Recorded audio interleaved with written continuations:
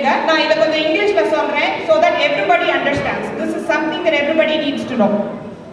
Ilvaalkai, so that your married life is in such a great way, there are two things that's required. Pannu udiyadhu appadina, there the relationship is a very strong one with a lot of respect for each other. Payal udiyadhu, there it has got a lot of meaning. இந்த மாதிரி இருக்கிறதுக்கு ஒரு கல்யாண வாழ்க்கை அன்பான உள்ளம், a heart with a lot of love, அதை ஒட்டிய நல்ல செயல்களும் தேவை. நல்ல செயல்கள்னா where you do good things to each other. நீ ஒரு எஃபர்ட்டுமே எடுத்துக்க வேண்டாம் திருமண வாழ்க்கையில நல்லா இருக்கிறதுக்கு. show love towards each other, things will fall into place. அவங்க சொல்றாங்க என் சுதந்திரம்லாம் பறி போயிடுது திருமண வாழ்க்கைக்கு அப்புறம். இது ஒண்ணு மட்டும் நான் டிபெண்ட் பண்ணேன். என்னோட உண்மையான பேரு சாவித்ரி, சத்யவான் சாவித்ரி அவங்க காட்டினாங்க. சாவித்ரி என்ன பண்ணினா, சாவித்ரியோட இளமை காலத்துல அவ யோசிச்சு சரி போனா போயிட்டு போறான் என் புருஷன், சந்தோஷமா இருந்தாளா அவ, போய் எவன் கிட்ட எனக்கு ஒரு ஆசீர்வாதம் கொடுன்னா எவ்வளவு சாமர்த்தியமா சௌபாகியவதி பவ அப்படின்னு சொல்ல வச்சு எவனையே மடக்கினா சாவித்ரி.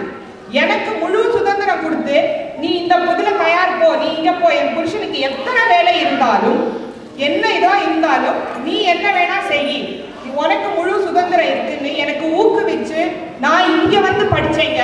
என்ன ஊக்குவித்தவர் என் கணவர்.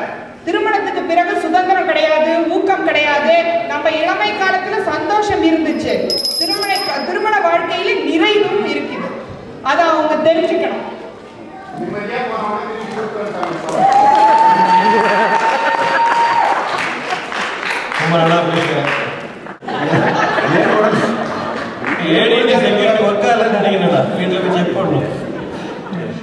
நாத்தனார்கள் மேலதானே நான் நிறைய பாசம் வச்சிருக்கேன் அப்படின்னு சொன்னேன். ஆக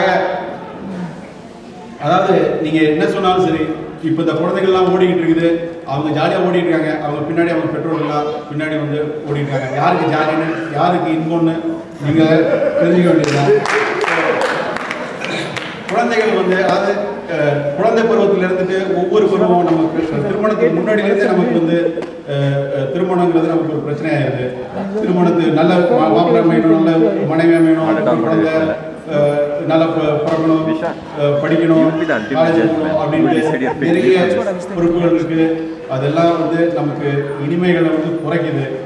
கல்யாணத்துக்கு முன்னாடி தான் வந்து இனிமைகள் அதிகம், கல்யாணத்துக்கு பின்னாடி பொறுப்புகள் அதிகங்கிறதுனால நம்ம கல்யாணத்துக்கு முன்னாடி இருக்க வாழ்க்கை தான் இனிமையான வாழ்க்கை என்று நல்ல தீர்ப்பு கூறும்படி நடுவரை வேண்டிக் கொண்டு வாய்ப்புக்கு நன்றி கூறி விடைபெறுகிறேன். நன்றி, வணக்கம்.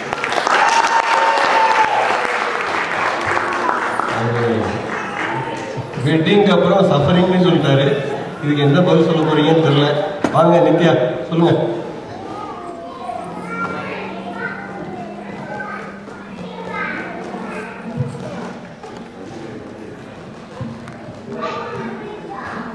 எல்லாருக்கும் தமிழ் புத்தாண்டு நல்வாழ்த்துக்கள். நம்ம அருள் சகோதரர் வந்து நம்ம நடுவர் சொன்ன மாதிரி வெட்டிங்க்கு அப்புறம் சஃபரிங் அப்படின்னு சொல்லிட்டாரு. நான் வந்து என்னோட உரையை வந்து தலைவர் பேர் சொல்லி ஆரம்பிக்க போறேங்க. தலைவர் சொன்னாரு 8 8 மனித வாழ்வை பிரிச்சுக்கோ, அதில் எந்த 8 நீ இருக்க நினைச்சுக்கோ அப்படின்னு. அதுல ஒரு 8 என்ன தெரியுமா? கல்யாணம் ஆகி குழந்தை பெற பருவம். அந்த கல்யாணம் ஆகிட்டு அந்த குழந்தை பிறந்த உடனே அந்த குழந்தை வந்து அப்பா அம்மா அப்படின்னு கூப்பிடும் போது அதுல ஒரு பூரிப்பு இருக்கு பாருங்க. அந்த பூரிப்பு, அந்த அந்த மகிழ்ச்சி வேற எதுலையுமே கிடைக்காது. நான் ஒரு உதாரணம் சொல்றேன். நம்ம சுச்சி சகோதரி இங்க உட்காந்துட்டு இருக்காங்க. அவங்களோட பையன் வந்து இந்த ஸ்டேஜ் மேல ஏறி பாடின போது அவங்களோட ஃபேஸ்ல ஒரு மகிழ்ச்சி இருந்தது பாருங்க. அப்படியே பூரிச்சு போயிட்டாங்க. அவங்க அப்படியே அவங்களோட சந்தோஷத்தை சொல்லவே முடியல. அது எப்பங்க கிடைக்குது நமக்கு? கல்யாணம் ஆனதுக்கு அப்புறம், குழந்தை பெற்றதுக்கு அப்புறம் தானே. ஒத்துக்கிறீங்கல்ல? நீங்க சொல்லலாம் கல்யாணம் ஆனதுக்கு அப்புறம் தான் குழந்தை பெற்றுக்கணுமா அப்படின்னு. ஆனா நம்ம தமிழ் கலாச்சாரம் படி, நம்ம இந்திய கலாச்சாரம் படி கல்யாணம் பண்ணதுக்கு அப்புறம் தான் நம்ம குழந்தை பெற்றுக்கிறோம். அதுக்கு நீங்க எல்லாருமே இங்க உதாரணம். அதுக்கப்புறம் இன்னொரு ஒரு இது சொல்ல விரும்புறேன். கல்யாணம் ஆனதுக்கு அப்புறம் அந்த குழந்தை பெற்றுக்கிறோம் இல்லையா, அப்போ வந்து நம்மளோட relationship goes to the next level.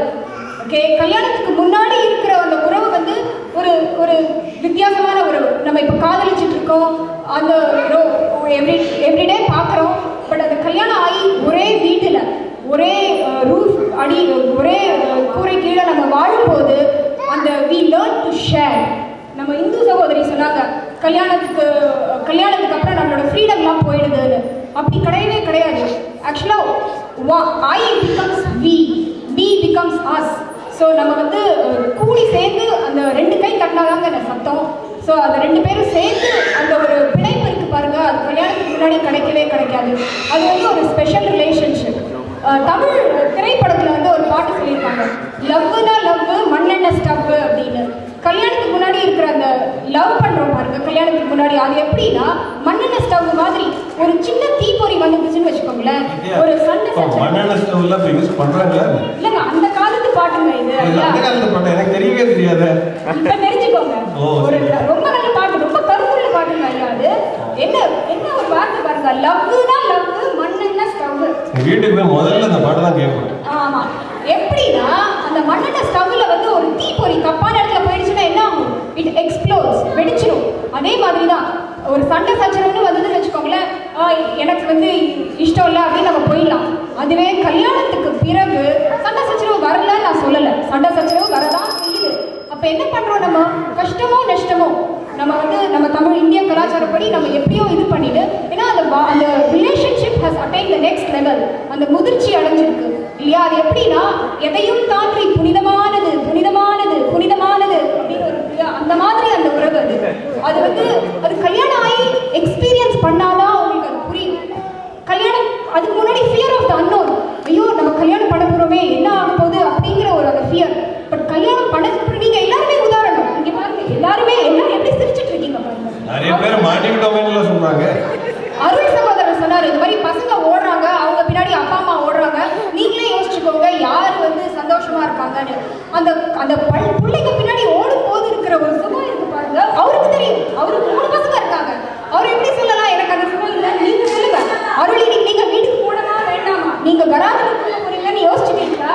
யோசிச்சு பாருங்க, உங்களுக்கு 3 பசங்க வந்து உங்களை வந்து அப்பா அப்படின்னு கூப்பிடும் போது இருக்கிற அந்த சுகம் இருக்கு பாருங்க, அது உங்களுக்கு வேற எப்படியாவது கிடைக்குமா?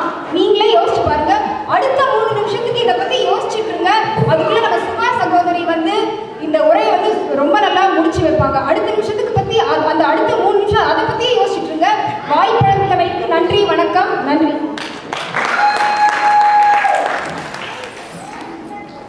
சுஜி, இதுக்கு உங்களுக்கு ஏதாவது பதில் இருக்கா? இதுக்கெல்லாம் வாங்க.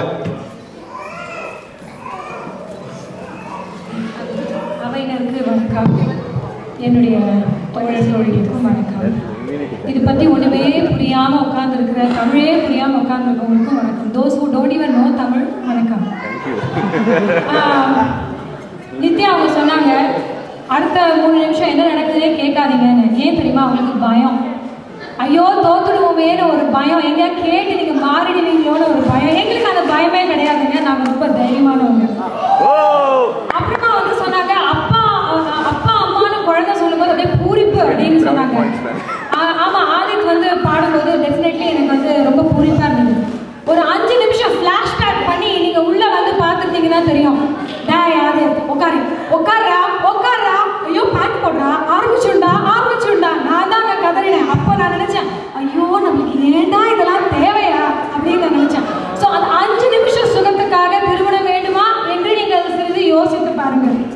நான் வந்து இந்த தலைவர் கொடுத்த போது யோசித்தேன், ஹாப்பினஸ் சந்தோஷம் அப்படின்னா என்ன அப்படின்னு யோசித்தேன். சந்தோஷங்கிறது வெளியில கிடையாதுங்க, உங்களுக்குள்ள இருக்கு. It's all inside you. நீங்க வந்து திருமணத்துக்கு மேல வந்து அந்த சந்தோஷத்தை திணிச்சு ஆஹா திருமணம் தான் என் சந்தோஷத்திற்கு அடிப்படை அப்படின்னு சொன்னீங்கன்னா உங்களுக்கு சந்தோஷம் கிடைக்கவே கிடைக்காது. சந்தோஷம் உனக்குள்ள இருக்கிற அந்த சந்தோஷம் வந்து உன்னுடைய தனித்தன்மை, உன்னுடைய இண்டிவிஜுவாலிட்டியால வருது. உன் இண்டிவிஜுவாலிட்டி எப்போ வருது? கல்யாணத்துக்கு அப்புறமாவா? கல்யாணத்துக்கு அப்புறமா இண்டிவிஜுவாலிட்டி போயிடுங்க. கல்யாணத்துக்கு முன்னாடி நீ படிச்சு உன் அம்மா அப்பா உன் ஃப்ரெண்ட்ஸோட நீ இருக்க பாரு, அந்த என்வாயன்மெண்ட் தான் உங்களுக்கு இண்டிவிஜுவாலிட்டி, உங்களுக்கு தனித்தன்மை கொடுக்குது. அதுதான் சந்தோஷம். எந்த கவலையும் இல்லாமல் நீங்கள் இருக்கீங்க பாருங்க, அதுதான் சந்தோஷம். இதை நான் மட்டும் சொல்லலை, இவங்க மட்டும் சொல்லலை, அவங்களுக்கு தெரியவே தெரியாது, அவங்கள விட்டுடுங்க. இதை வந்து ஜெர்மனி யூனிவர்சிட்டியில் வந்து ரிசர்ச் பண்ணியிருக்காங்க. 15 வருஷம் பண்ணியிருக்காங்க, 1-2 இல்லை. அதுவும் சும்மா இப்படி சாம்பிளுக்கு 10 பேர்லாம் எடுக்கல. உலகத்தில் இருக்கிற எல்லா கண்ட்ரீஸ்லையும் எவ்வளோ முடியுமோ சாம்பிள் எடுத்து அவங்க பண்ணியிருக்காங்க. அவங்க என்ன சொல்லியிருக்காங்கன்னா, திருமணத்தினால் உனக்கு சந்தோஷம் கிடைக்கும் என்று நினைத்து திருமணம் செய்து கொள்ளாதே அப்படின்னு சொல்லியிருக்காங்க. உன்னுடைய மகிழ்ச்சி, உன்னுடைய ஹாப்பி